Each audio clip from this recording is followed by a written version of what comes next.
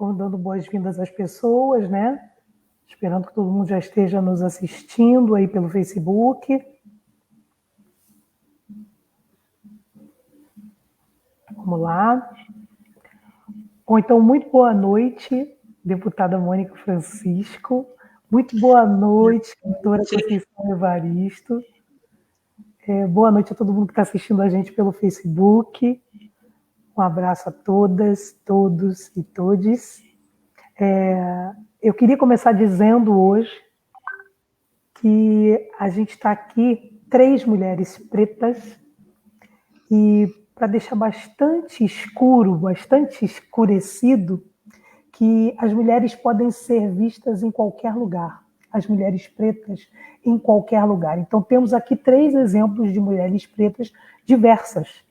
A Conceição Evaristo, que é escritora, a Mônica Francisco, que é deputada estadual, eu, que sou professora de língua portuguesa e mestranda em relações étnico-raciais no Cefet, do Rio de Janeiro.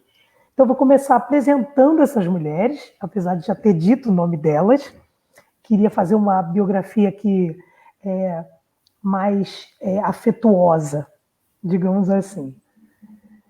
Quem é a Conceição Evaristo? Então, se alguém não a viu e está vendo pela primeira vez, a Conceição Evaristo é um dos nomes mais conceituados da literatura brasileira, é personagem importantíssima na luta pela afirmação da identidade negra no país, sobretudo no campo da escrita. Natural de Belo Horizonte, ela tem 73 anos, mais de 40 deles vividos aqui no Rio de Janeiro. Estreou em 1990, publicada nos Cadernos Negros do Grupo Quilomboja de São Paulo, e desde então conciliando a maternidade, a vida docente, os estudos, a produção literária, se tornou doutora em literatura comparada pela UF, com 7 livros publicados, alguns deles em inglês, francês, espanhol e árabe. Já foi a escritora brasileira mais vendida no Salão do Livro de Paris, já foi homenageada em Portugal, Moçambique, Senegal, França, Bélgica, Áustria e em mais de 10 estados brasileiros. E quem é a Mônica Francisco? Muito bem. Há 30 anos, lutando em defesa dos direitos humanos, no combate à violência contra as mulheres, na promoção da igualdade de gênero e contra o racismo, com uma vida forjada na luta e na fé, a deputada Mônica Francisco, carioquíssima, chega aos 50 anos com uma trajetória construída no sobe e desce dos becos da favela, entre o trabalho como doméstica ou operária, os estudos, a família, a militância e a igreja. Na Assembleia Legislativa do Estado do Rio de Janeiro, eleita com mais de 40 mil votos, é presidente da Comissão de Trabalho, Legislação e Seguridade Social, vice-presidente da Comissão de Combate às Discriminações e Preconceitos de Raça, Cor, Etnia, Religião e Procedência Nacional, vice-presidente da Comissão Parlamentar de Inquérito do Feminicídio e membro das Comissões da Saúde, da Segurança Alimentar, de Assuntos Municipais, da Constituição e Justiça e de Mulheres. Não tem biografia fraca aqui hoje não, minha gente. Aqui o negócio vai ser bonito hoje. O tema de hoje é Mulheres Negras, Oralidade, Literatura e Revolução. E que revolução maior do que 2 mulheres pretas, uma deputada e uma escritora. Conceição Evaristo e Mônica Francisco. É um prazer, eu, Ludmila, uma pessoa que não tem nem metade dessa biografia, mas está correndo atrás dela, né? Está aqui com vocês nessa mediação hoje. Vou procurar falar o mínimo possível, porque eu já falei muito, e queria pedir para vocês desenvolverem a partir dessa frase. Conceição disse uma vez: tudo que eu escrevo é profundamente marcado pela condição de mulher negra na sociedade brasileira, pela condição dela. E aí eu quero perguntar para você, primeiro, Conceição Evaristo. Nenhuma de vocês duas nasceu rodeada de livros, mas de palavras. Suas atuações, Conceição como escritora e Mônica como parlamentar, tem como base o aprendizado da oralidade, não tem? E se sim, responde para a gente como é que vocês fazem isso, cada uma nas suas profissões. Quem começa? Conceição. Tá. Ludmila, então, começando, eu só posso acrescentar alguma coisa aí na minha biografia? Claro que pode. Porque parece brincadeira, mas é sério. Eu sempre gosto de falar, dentre isso tudo, mãe de minha especial menina, Ainá, Certíssima. tá? Porque, sem sombra de dúvida, ela está aí há 38 anos comigo, né? Como que a oralidade marca, né? Como que essa experiência, essa aprendizagem que eu tenho, que eu tive, que eu tenho com a oralidade, como isso marca a minha literatura? Marca e faz um diferencial muito grande. E um diferencial que eu me orgulho muito, porque muitas vezes em encontros literários, tanto fora como dentro do Brasil, algumas escritoras ou escritores podem dizer essa história. Olha, quando eu tinha 12 anos, eu ganhei uma coleção completa de Machado de Assis. Ou então meu pai ou minha mãe eram professores e não sei o quê.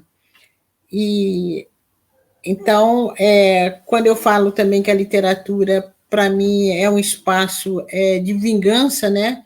É um espaço que marca um lugar que não é, em princípio, não é reservado, não é concebido para as mulheres negras, e a linguagem também.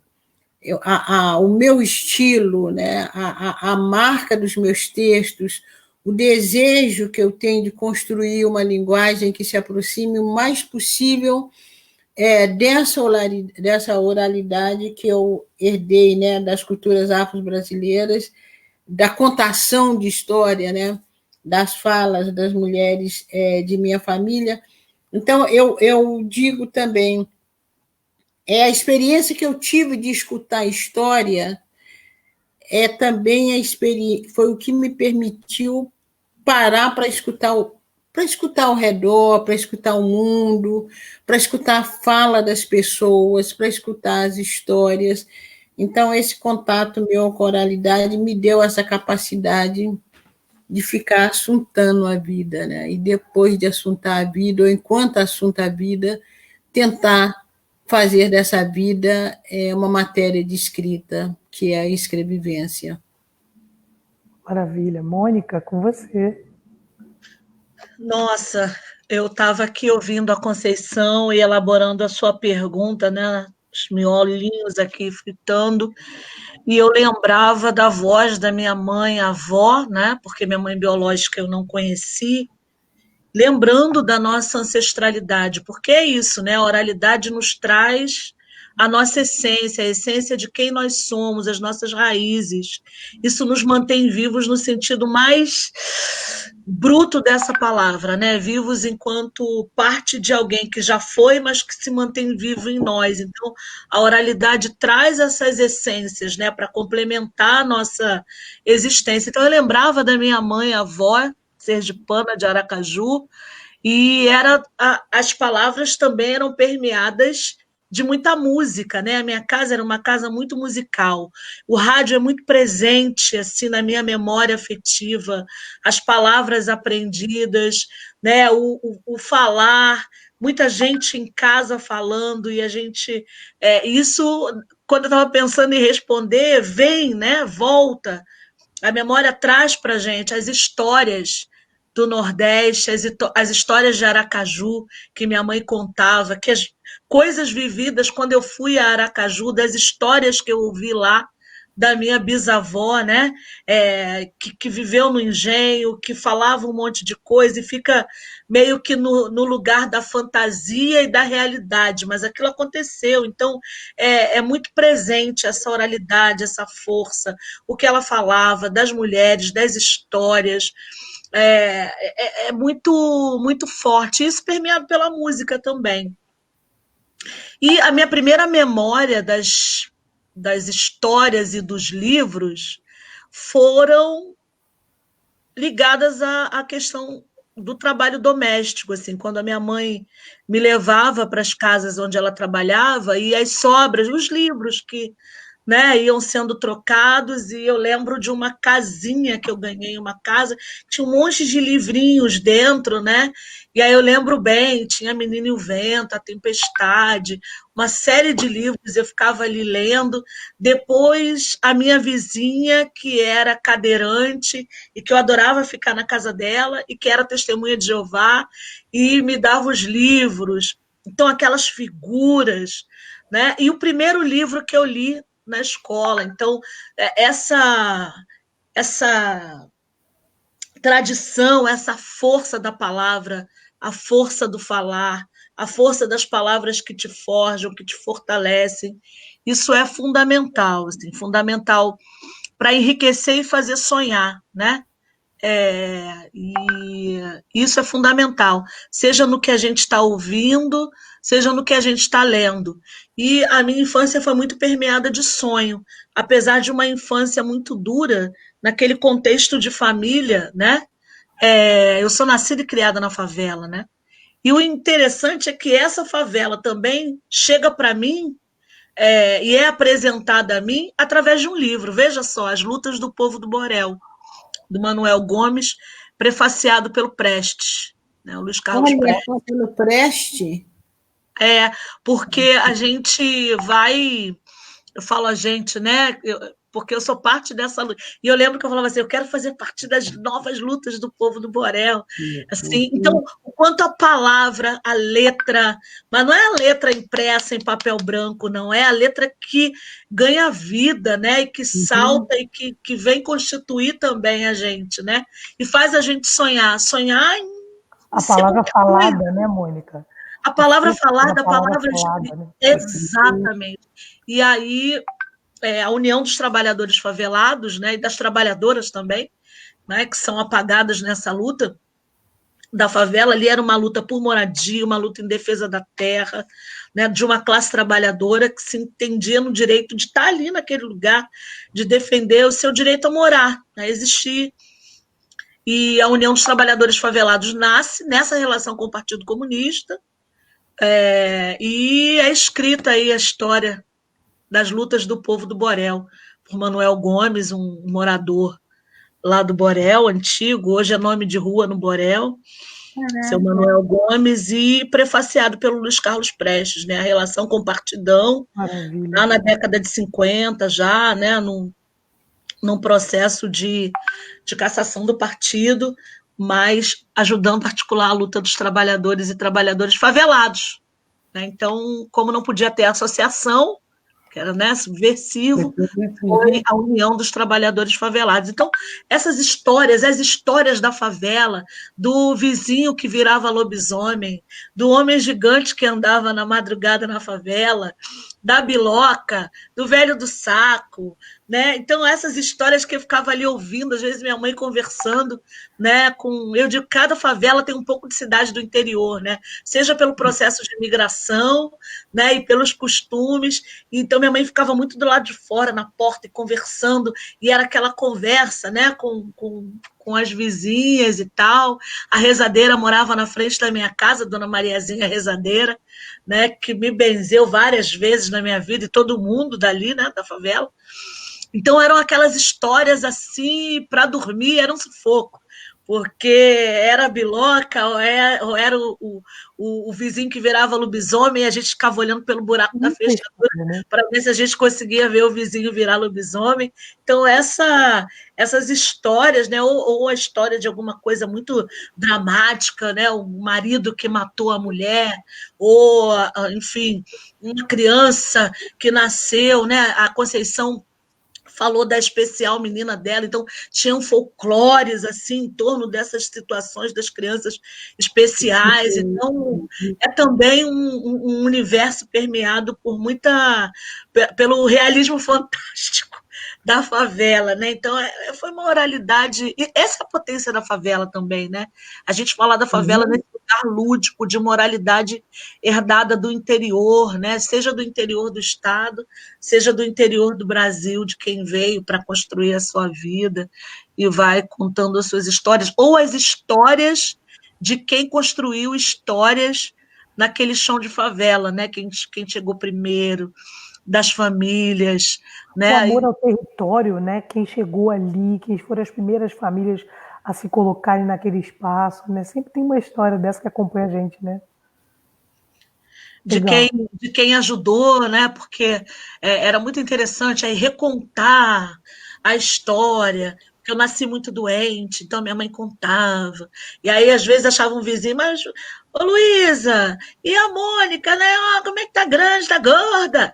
Aí começa aquela história, mas tu lembra, Luísa? E a mãe da Mônica subiu? Aí começa, não sei o que. Aí começa, aí todo mundo, né? Porque é de todo mundo, né? As histórias e as memórias são coletivas. São coletivas, É muito Nós lindo. falamos juntas. Então era isso. Aí, não, mas lembra, a Mônica nasceu com 1,250 kg.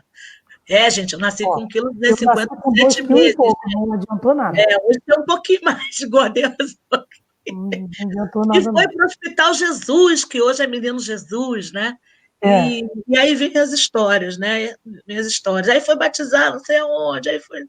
E não sei o quê, e daí se reza, e dá banho, e faz, e leva para o médico.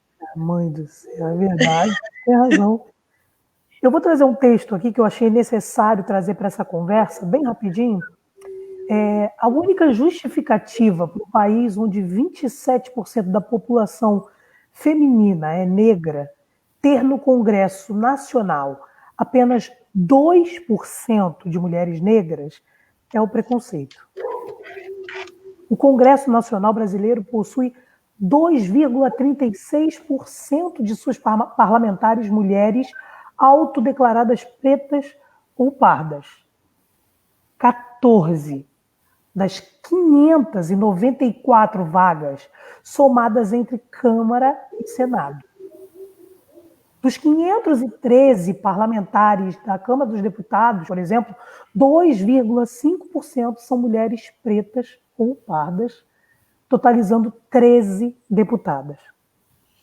No Senado, a porcentagem é ainda menor, 1,2%, com apenas uma senadora, Elisiane Gama, do Maranhão, autodeclarada parda. Essa fonte é do IBGE de 2018. Aqui no Brasil, somente em 1932 as mulheres conquistaram o direito ao voto e a autorização para se candidatarem a cargos públicos. A primeira deputada federal brasileira, Carlota Pereira de Queiroz, foi eleita no ano seguinte. No entanto, só 77 anos depois, o país elegeu sua primeira mulher para a presidência da República. Dilma Rousseff, eleita em 2010 e impedida de continuar o seu mandato. Os números falam mais do que, às vezes, qualquer coisa, né, gente? Porque, às vezes, a gente... Só para deixar um recado para quem ainda diz que é mimimi, né? Os números, eles contam também a história, tanto quanto a literatura, tanto quanto a história, né? Que eu falo de ciência, né? Então, baseado nesses pequenos números e em outros números que vocês conhecem muito bem, Conceição, quantas escritoras negras você leu na escola? E na área da literatura, seja como escritora, como crítica literária, como editora, podemos refletir aqui juntas se tem diversidade? Se tem diversidade étnica, principalmente? Olha, na escola, se eu for falar até o 2º grau, até a faculdade de letras, eu não li nenhuma escritora negra que fizesse parte do currículo, até a graduação.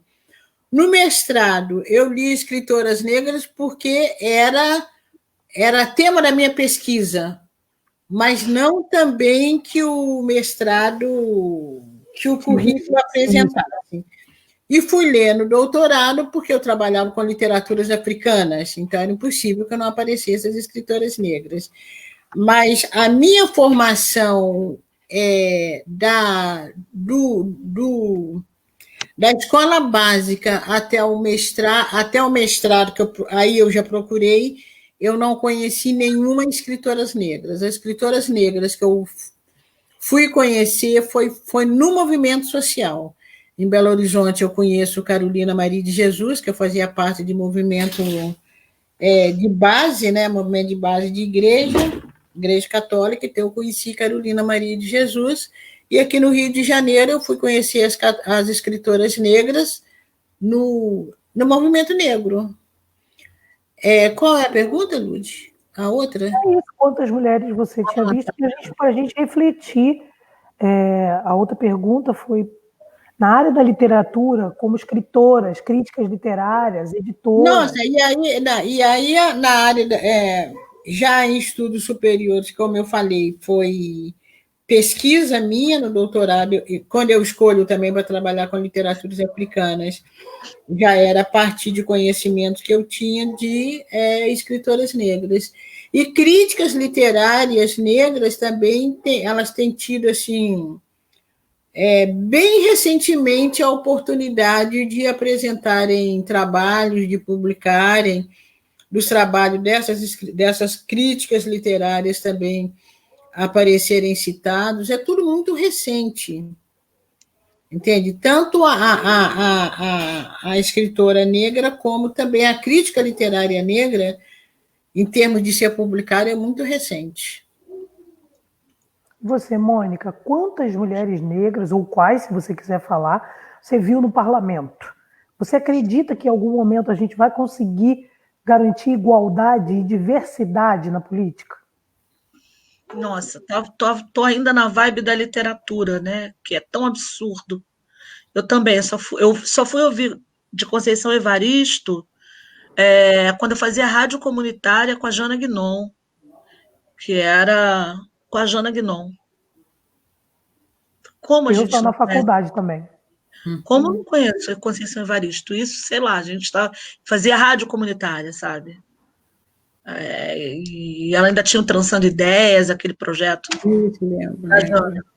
A Jana fez rádio comigo também. Então, é muito absurdo. E ler academicamente, nem no curso regular. No curso regular, eu só fui ler uma antropóloga, Spivak, foi o mais fora do eixo que aconteceu. Só. Aconteceu, né? Mas, na universidade, num curso de atualização, que foi o de crioula e da UT. Aí eu fui ler, né, num contexto mais acadêmico, né, de uma ciência ativista, fui ler, né, a Patrícia Hill Collins, as nossas Sueli, fui ler as mulheres pretas, isso aos 38 anos. Então, assim, é muito absurdo. Agora, em relação ao parlamento, quando você traça esse lapso de tempo de 77 anos, isso não é obra do acaso nem do destino. Isso é deliberado, é um projeto, né? Eu atualmente estou lendo a Toni Morrison, né? Eu gostei muito da forma com que ela escreve, ela traz, e eu estou lendo O Corpo Negro e o Corpo Escravizado. Né? Então, o quanto ela vai trazer elementos de que o corpo escravizado ele desaparece com o fim da escravidão negra, só que os estigmas do corpo escravizado, eles são trazidos ao corpo negro. O corpo negro é estigmatizado a partir do corpo escravizado. Aí a gente pode falar do George Floyd, do João Pedro, as mesmas estéticas de suplício do corpo escravizado, né? E dessas marcas, inclusive, né, o nosso famoso defeito de cor, né? Nossa cor preta, que vai marcar a diferença, porque ela traz, todos os povos tiveram um processo de escravização, né? Isso é uma história na humanidade, isso não é um privilégio. Agora, o corpo negro ele tem elementos que diferem e que fazem que, com o tempo, no tempo e no espaço, isso perdure. E isso é traduzido no que a Conceição traz para a gente e no âmbito da política ainda mais, porque se a gente for olhar, por exemplo, né, para a produção da Djamila, quando ela vai dialogar com a Simone de Beauvoir, né, no outro do outro, que são as mulheres negras, né, percebidas como o outro da mulher branca, e que são percebidas a partir do pensamento sociológico brasileiro, pensamento social brasileiro, como um corpo desqualificado, o corpo da mulher mais ainda. Então, como é que essa mulher vai ter a capacidade intelectual de produzir, seja conhecimento, seja literatura, seja produzir a partir do parlamento, né? Um parlamento que historicamente é constituído para ser uma extensão, né, das capitanias hereditárias, um processo hereditário de pai para filho, de manutenção de poder em determinados grupos familiares, em determinados clãs. Então, imagina este corpo específico, né?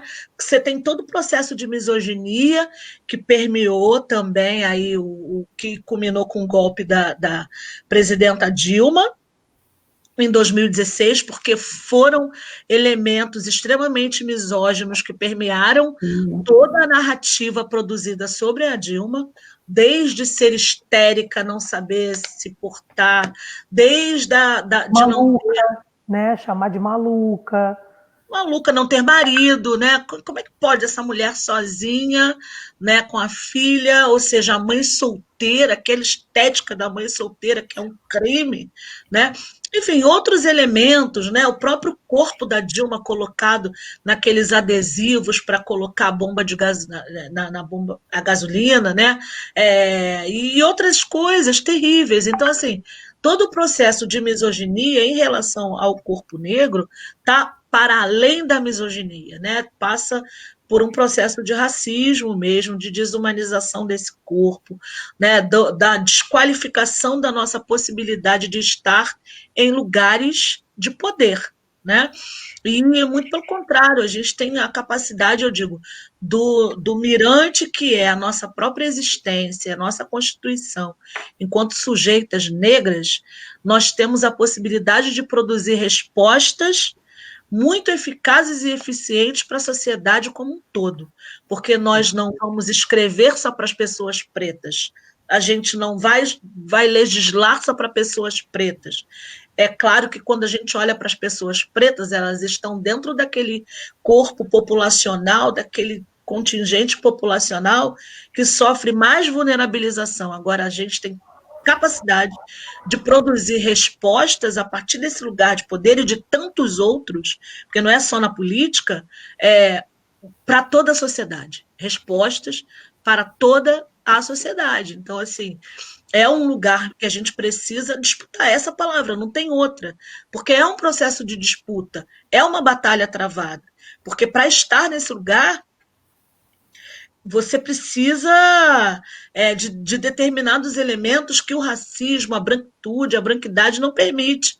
Ela vai criar laços entre eles, e elas, inclusive, para não permitir que haja um avanço. E que a gente inclui essa ocupação desses espaços. Perfeito. Quero partir de uma frase aqui de Conceição, no seminário Mulher e Literatura, ela me corrige aí o ano, acho que foi 2005, né, Conceição? Sim. Não me lembro bem também o ano, não. Quando a Conceição diz assim: a nossa escrevivência não pode ser lida como história de minar os da Casa Grande, e sim para incomodá-los em seus sonos injustos. Toda vez que eu falo essa frase, eu fico arrepiada. Muito forte.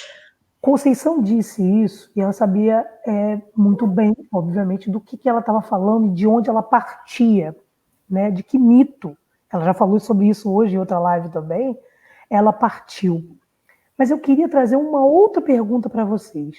O que cada uma de vocês, na sua área de trabalho, Conceição como escritora, Mônica como deputada, o que vocês fazem para incomodar os sonos injustos dos poderosos.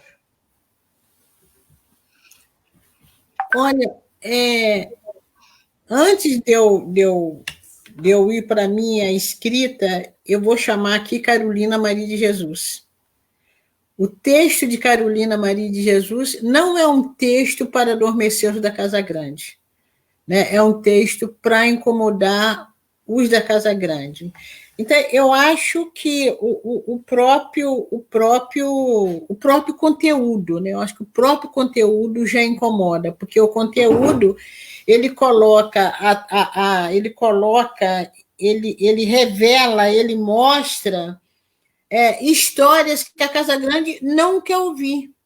Né? A Casa Grande não quer ouvir história de reivindicação, a Casa Grande não quer ouvir histórias em que a crueldade deles fica exposta. Exatamente. A Casa Grande ela não quer ouvir histórias de conflito, ela quer sair ilesa, né? Ela quer sair ilesa, ela quer sair como se ela não tivesse nada a ver com o assunto. Então, eu acho que o texto, essa ficção que eu crio, né, é uma ficção que ela não gostaria de ser lida, né, pelos da Casa Grande, ela não gosta de ser ouvida. E aí o exemplo que eu tenho dado também, por exemplo, se eu fosse criar um texto de a patroa lá, vou começar a sinhar e vocês podem trazer essa sinhar para os tempos de hoje, tá? Eita! Em que a doméstica ela tem que correr o risco de pegar o coronavírus porque a patroa precisa dela dentro de casa. Inclusive, ela tem que levar o filho dela para cada patroa e ali a criança ser morta. Porque a empregada ela é um material de uso para a Casa Grande. Então, quando o material de uso fala, rebela, conta suas histórias, expõe as maldades da Casa Grande, perturba. E aí, um texto que eu falo se eu tivesse de criar um texto em que a Sinhá pedisse a mulher escravizada para passar um vestido dela porque ela ia à festa.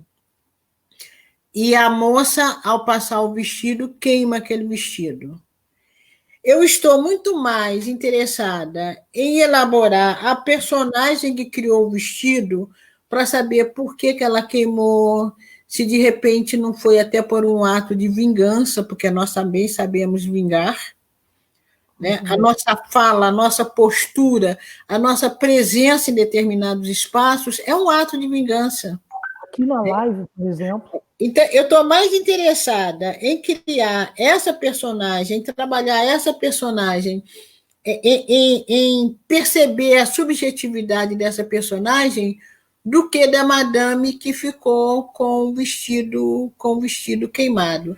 Então, eu acho o teor das nossas histórias, a linguagem com que a gente usa, né?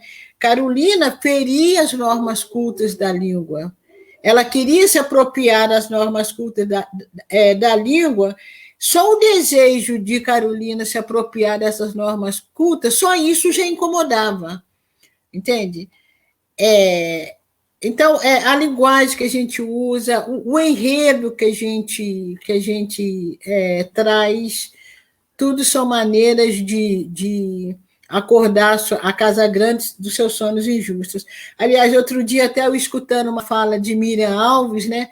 E Miriam Alves dizia, não, a Conceição disse que quer acordar, eu não quero só acordar, eu quero criar um pesadelo. No deu tempo, eu queria dizer para Miriam, mas é esse pesadelo que a gente cria.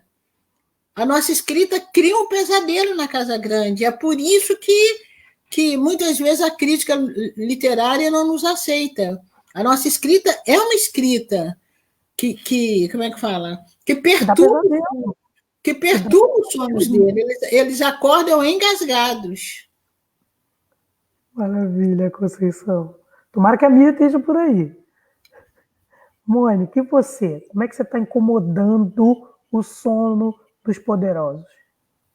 O microfone, Mônica. Microfone. Abre o microfone. Esqueci, desculpa. Eu estava vibrando, ouvindo a Conceição, A gente já desculpa. fica querendo falar, né? Conceição,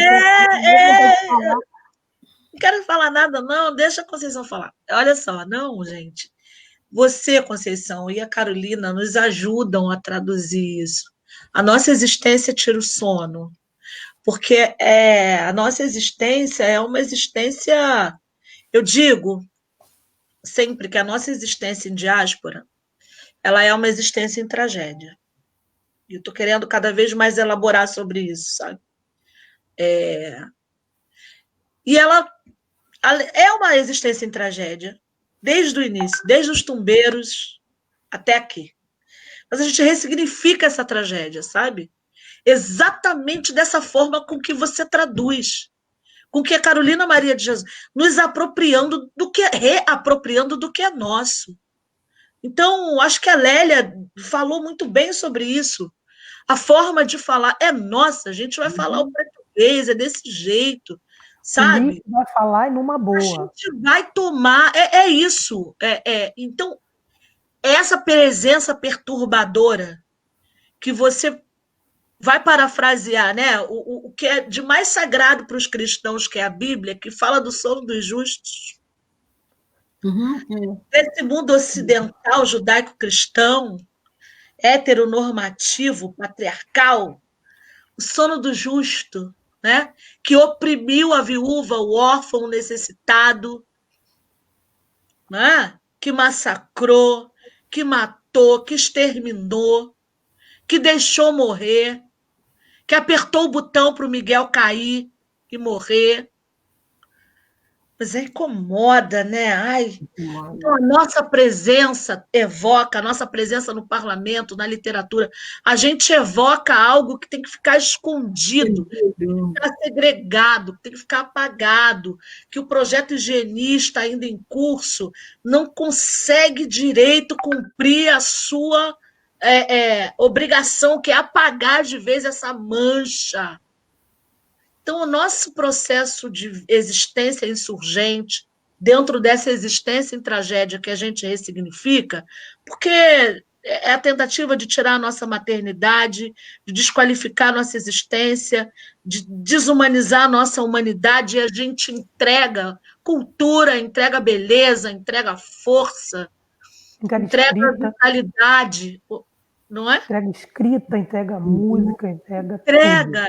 Entrega uma atuação impecável onde quer que a gente esteja, sabe? É só olhar para o Pixinguinha, é só olhar para a Conceição Evaristo, é só olhar para a Lélia, é só olhar para a Sueli, né? É olhar para Assis, que é negro. Assis. Enfim, a gente poderia ficar aqui falando o nome de um monte de gente preta, né?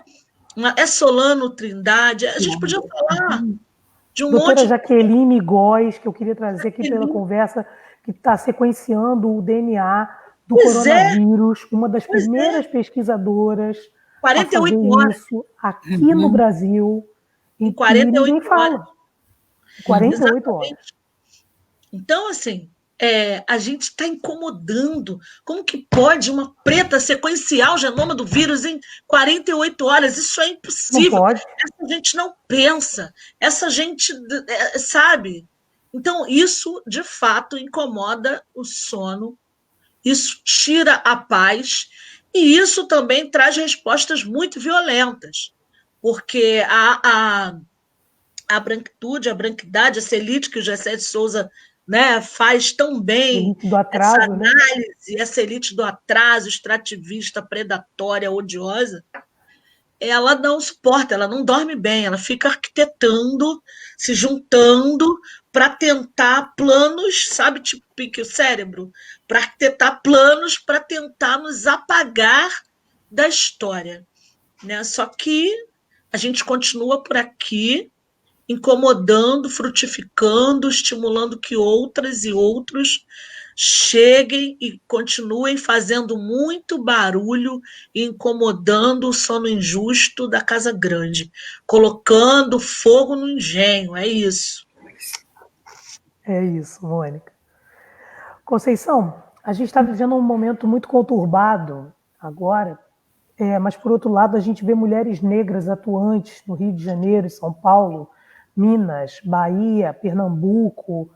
Ao mesmo tempo também ouvimos falar mais das obras da Carolina, que você trouxe há pouco tempo, há pouquíssimo tempo agora, da Maria Firmina dos Reis, primeira romancista, né? Foi descoberto que era a primeira, nós já sabíamos, né? Mas o cânone tradicional descobriu Maria Firmina há pouquíssimo tempo, mas é a primeira romancista. Carolina Maria de Jesus, que com um quarto de despejo, que está fazendo 60 anos esse ano, né? Já foi obra traduzida para 13 países, vendeu 1 milhão de exemplares.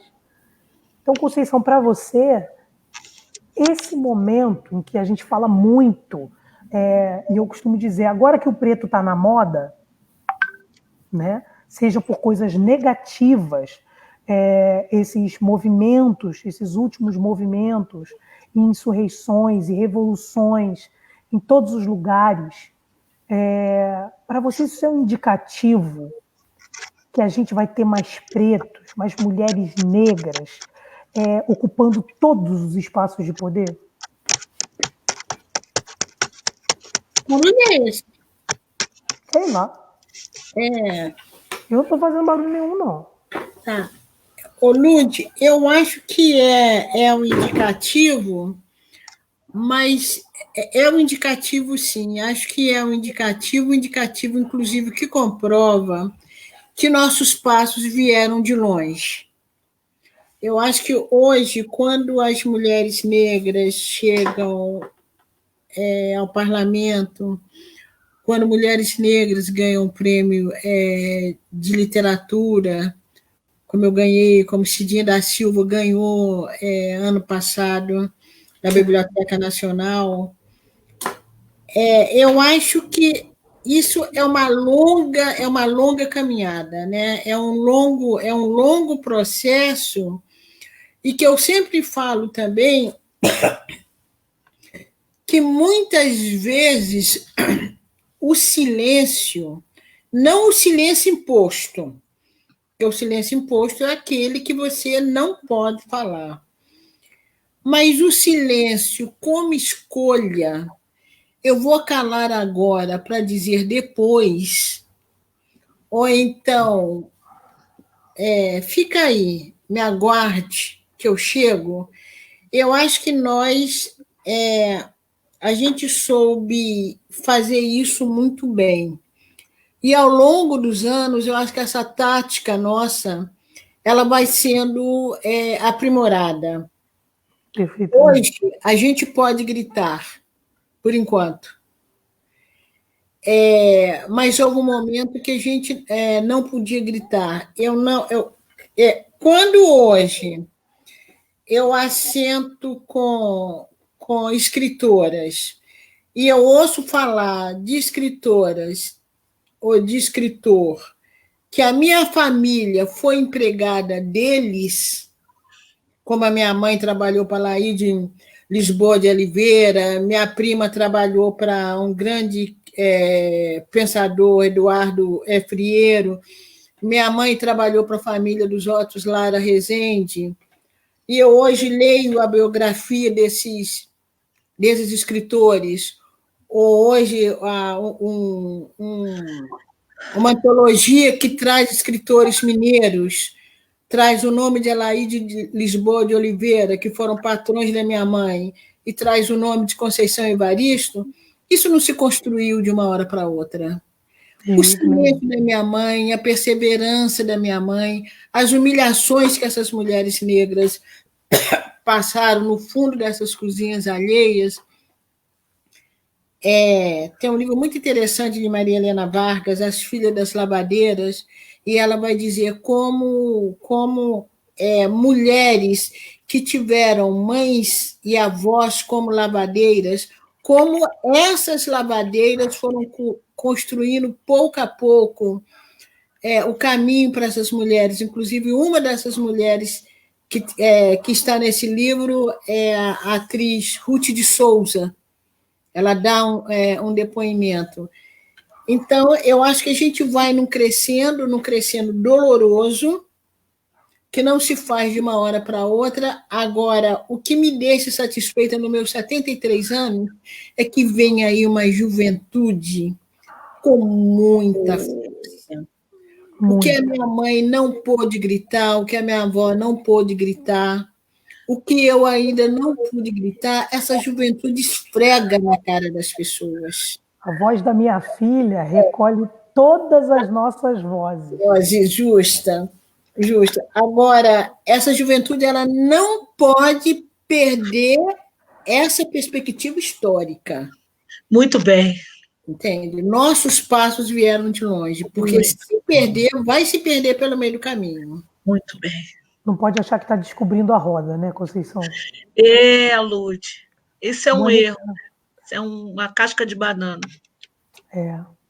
Gente, a gente está se encaminhando para os 15 minutos finais, eu queria falar uma coisinha, rapidinho. Você pode falar o que você quiser.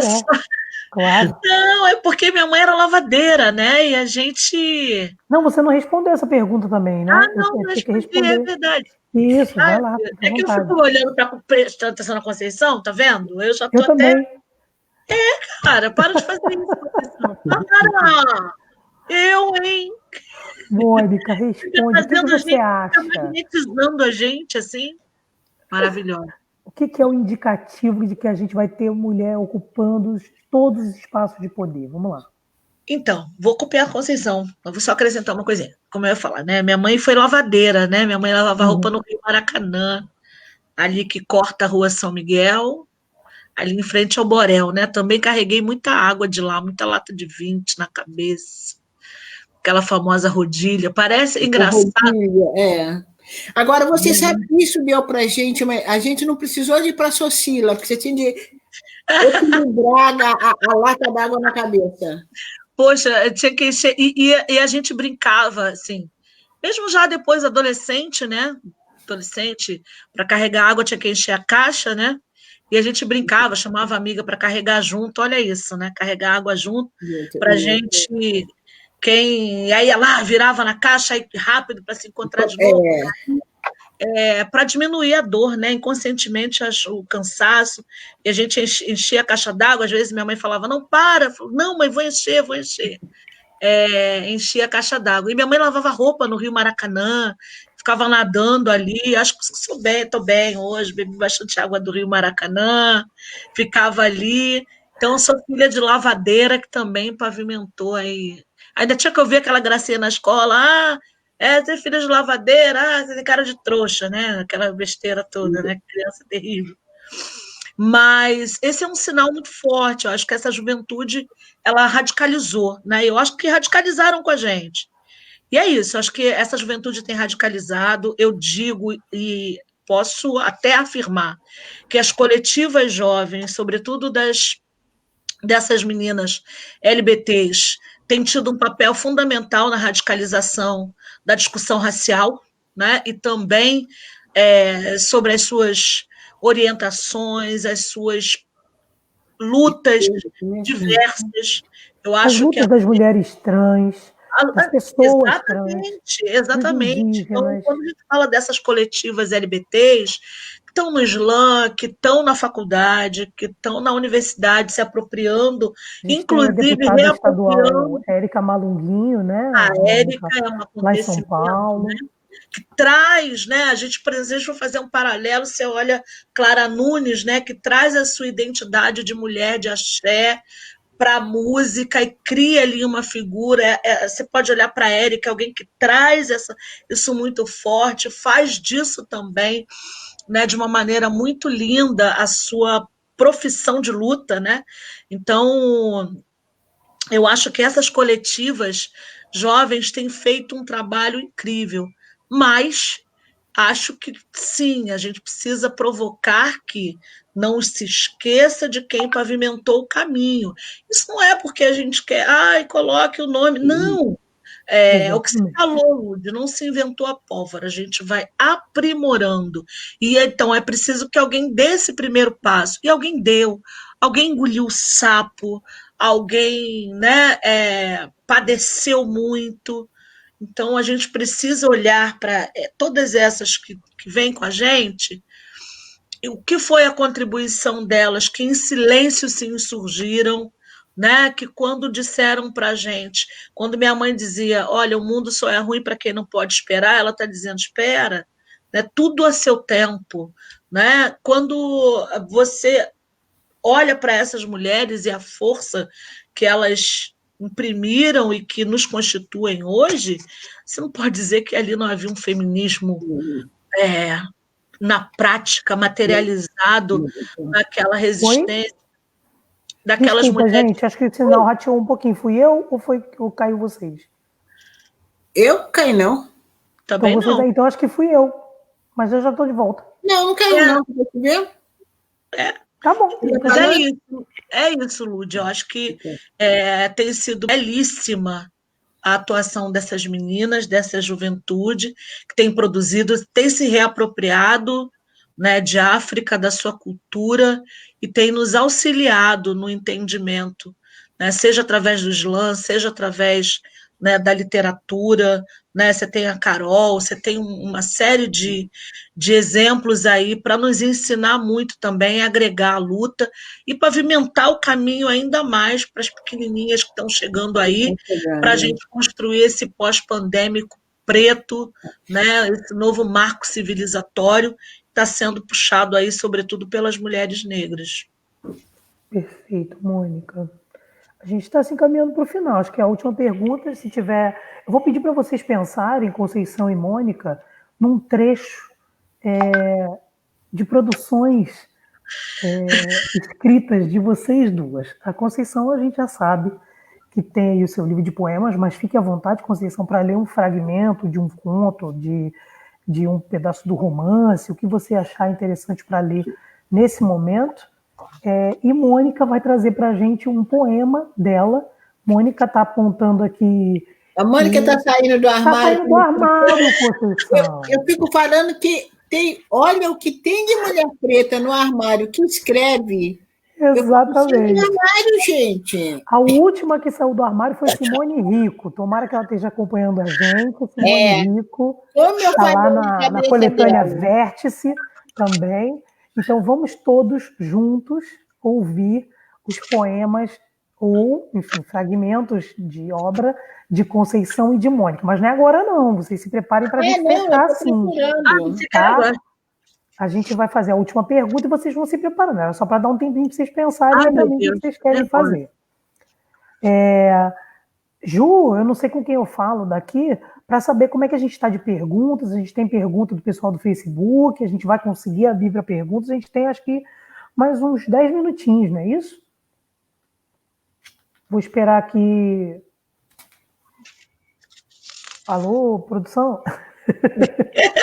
Ok, Diogo, obrigado. Diogo também, nosso querido Diogo Santos, que está aqui com a gente na produção. Vamos seguir sem as perguntas. Então, vamos continuar nesse momento. Vou pedir já para a Conceição e para a Mônica lerem os fragmentos escolhidos e fazerem as suas considerações finais, levando em conta esse momento importante que a gente está vivendo agora, do movimento Vidas Negras Importam, né? Que as vidas negras importam, acho que nós, mulheres pretas aqui presentes, sabemos há muitos anos, há muito tempo, né? Mas como é que a gente pode tocar um pouco do coração, da mente, daquele pessoal que está assistindo a gente agora, para que esse enunciado seja mais largo, sabe? Que as pessoas possam ouvir isso de uma outra maneira, de uma maneira a se juntar a essa batalha e não a continuar na inércia, né? Brancos e negros, não negros e negros, né? Como é que todos nós podemos nos envolver com as vidas negras que importam? Como é que a gente pode mostrar isso nesse momento? Então eu vou pedir a vocês para lerem os seus escritos e responderem isso, ou responderem isso e depois lerem, fechar. O que vocês preferem? Eu prefiro que a Mônica leia, porque eu estou pensando, o que eu vou ler aqui? Ai, meu Deus! Que é isso? Jogou a bola para você, Mônica, já Ai, que era. susto! Não é assim, não, tô nervosa. Posso fazer uma fofoquinha do que você disse que ia ler, Mônica? Pode? Ai, meu Deus! Uma Vai, mini pode. fofoca.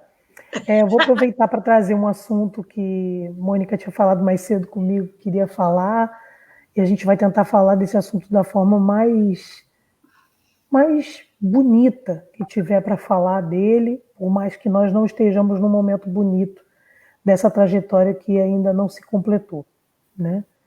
Hoje é dia 15/6, ontem, dia 14, tem mais um mês de 2 anos e alguns meses que não temos respostas a respeito do assassinato da vereadora Marielle Franco. E a Mônica fez um poema chamado Ela, não é isso? Sim, eu fiz. Desculpa. Diga, Mônica, eu não vou explicar, não. Acho que você tem que Não, explicar porque tudo. você falou do movimento. Não, então eu estou pensando que seria mais sensível e mais bonito a Mônica fechar com esse poema. Ai, meu Deus! Pode ser? Porque aí a Mônica fala e. Não, aí eu falo, a Mônica fecha com esse poema, você não acha? Tudo Eu bem. acho ótimo. Você, tudo bem, Mônica? Pode ser? Pode Então, a gente ser. pode passar para a Conceição e a Conceição fala, Pronto. lê e fala sobre o movimento Vidas Negras Importam, e depois você fala e fecha com o poema. Pode ser assim? Pode ser assim? Mônica? Pode. Pode, eu tô falando, pode. Tá bom, amor. Vamos lá. Conceição, é com você, querida. Pensando também no slogan, né? Vidas negras importam, e aí eu volto àquele slogan lá também nosso, parem de nos matar. Exatamente. Eu acho que esses slogans eles têm que de ser dito e de ser assumidos da maneira mais enfática possível, né? Mais enfática, não só no nível da linguagem, como no nível da prática, né? Nós não estamos pedindo parem de nos matar, nós estamos impondo parem de nos matar. Estamos afirmando com toda veemência que vidas negras importam, né? E fica aí também quando a gente diz que vidas negras importam, e é alguma coisa que tem também chamado muita atenção, infelizmente, foi preciso grande parte dos brancos brasileiros assistirem a cena do assassinato do George Floyd, né? Para pensarem que isto no Brasil é corriqueiro. Então, foi preciso ver lá fora para poder olhar... Causar essa indignação aqui, né? Para ver o que se passa aqui dentro do Brasil, né? Onde nós somos mortos também desde sempre. Então, parem de nos matar, vidas negras importam. Verdade. Desde João Pedro, né? Tão pertinho, próximo à morte de George Floyd. Um menino de 14 anos e 70 tiros dentro de uma casa com crianças. Crianças que não são vistas como crianças, né? Então, vidas negras importam. É fundamental que a gente aproveite essa janela histórica que se abre e afirme imperativamente: vidas negras importam. Vidas negras importam. Então, aproveitar essa janela histórica, os ventos dessa revolução que se tornam cada vez mais fortes, com um ímpeto cada vez maior, e retomar o nosso lugar, sabe? Nos reapropriarmos daquilo que foi arrancado, inclusive nosso direito à vida. Então, a gente continua falando bem firme que vidas negras importam. E a gente vai continuar cobrando esse processo, cobrando essa fatura como ela tem que ser cobrada, sabe? Então, aproveitar esse tempo histórico que se abriu para a gente, essa janela escancarada, e não deixá-la fechar, né? E ampliá-la cada vez mais. Enfim, que pena que a gente tem que olhar exemplos lá depois de João Pedro, Evaldo, né, os 111 tiros nos meninos de Costa Barros. A Ágata. O menino do shopping. Exatamente, que foi asfixiado. Dele, né, assistindo a cena, foi asfixiado também. Então, assim, é isso. Bom, então eu encerro com ela. E esse poema eu fiz no sábado, dia 13, pensando nas mulheres dos Palmares que, a cada investida contra o quilombo, elas escondiam as sementes nos cabelos, embaixo dos turbantes, para garantir a sobrevivência do seu povo, garantir a economia, né? As grandes guardiãs, as grandes guerreiras. Ela, portal, alta e esguia, mãos âncora, corpo suplício, sina ancestral, na cabeça o turbante e as sementes para um tempo distante de fértil semeadura e farta colheita. Agora a Conceição, né? A gente inverte. Pode, Mônica? Deve.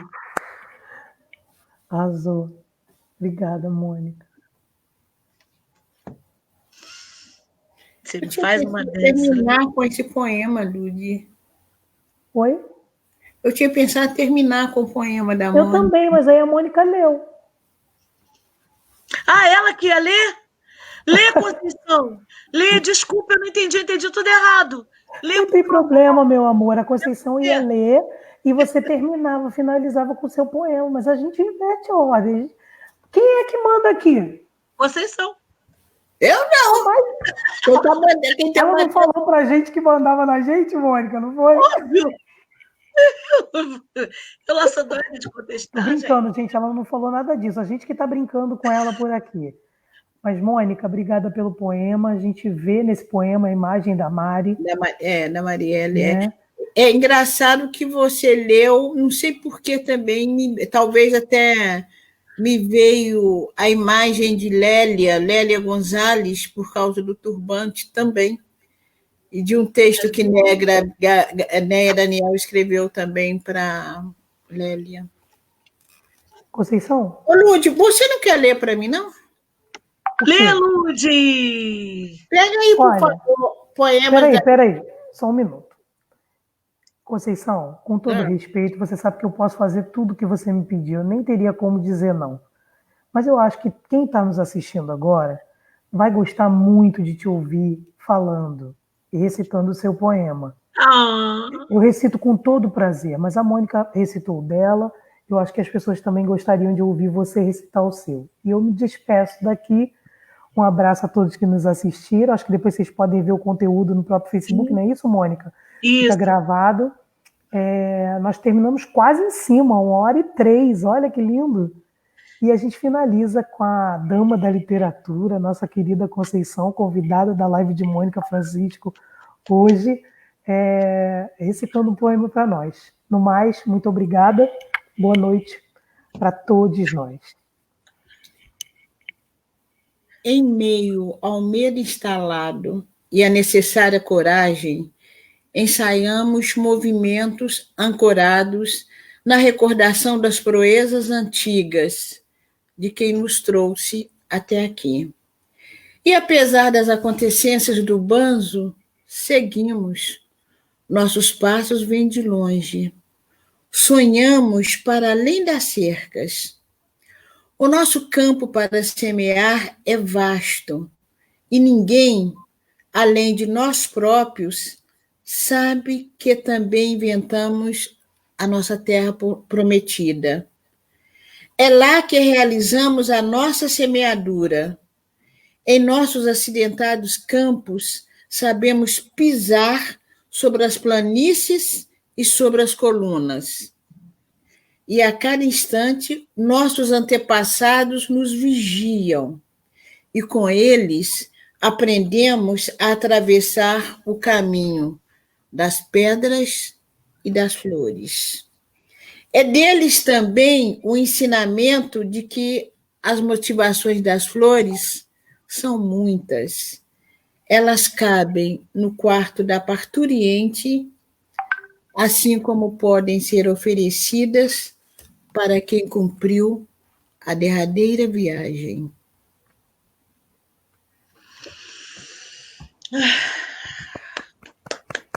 Muito obrigada pelo convite, deputada querida amiga Mônica Francisco. Mais uma vez, obrigada, Conceição, por ser minha chefe, minha parceira, minha amiga, minha companheira, que eu adoro tanto.